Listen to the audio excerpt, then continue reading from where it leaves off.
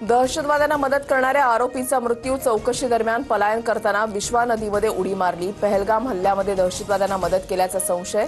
दहशतवाद्यांना अन्न आणि रसद पुरवल्याची आरोपीची कबुली। सिंधूचं पाणी थांबवलं किंवा हल्ला केला तर अणुबॉम्बनं उत्तर देऊ। रशियन टीव्ही चॅनलवर पाकिस्तानी राजदूत खालिद जमालीची भारताला पोकळ धमकी। देशाची सुरक्षा करणं आमची जबाबदारी। भारताकडे वाकड्या नजरेनं पाहणाऱ्यांना सडेतोड उत्तर देणार। संरक्षण मंत्री राजनाथ सिंह यांचा पाकिस्तानला इशारा।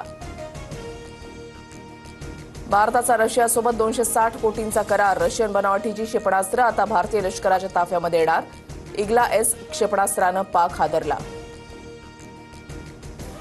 भारतीय युद्धनौकेच्या युद्धाभ्यासानंतर पाकिस्तान घाबरला। तुर्कीची युद्धनौका TCG बुयुकाडा पाकिस्तानमध्ये दाखल। भारत पाकिस्तान तणावादरम्यान तुर्कीकडून पाकिस्तानला मदत।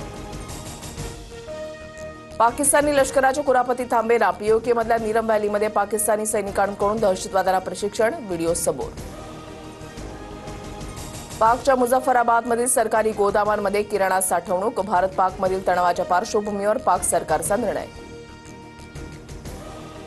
माहितीमधल्या नाराजी नाट्याचा आणखीन एक अंक समोर। अजितदादा आणि शिंदेंनी एकमेकांच्या कार्यक्रमाला उपस्थित राहणं टाळलं।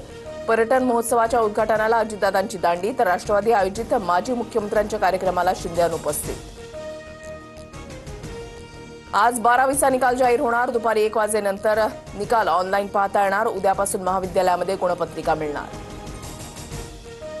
गोकुळ दुधाच्या दरामध्ये 2 रुपयांची वाढ। कोल्हापूरसह परिसरामध्ये 68 रुपये तर मुंबई आणि पुण्यामध्ये गोकुळ दुधाचा प्रति लिटर 74 रुपये दर। नागपूर, चंद्रपूर आणि वर्ध्यामध्ये वादळी वाऱ्यासह अवकाळी पावसाची हजेरी। गारपीट आणि रिमझिम पावसामुळे पिकांचं नुकसान। राज्यावर गारपिटीचं संकट। पुढील 5 दिवस राज्यामध्ये उन्हाळी पावसाचा जोर राहणार। बुधवार आणि गुरुवारी मध्य महाराष्ट्र, मराठवाडा आणि विदर्भाला इशारा।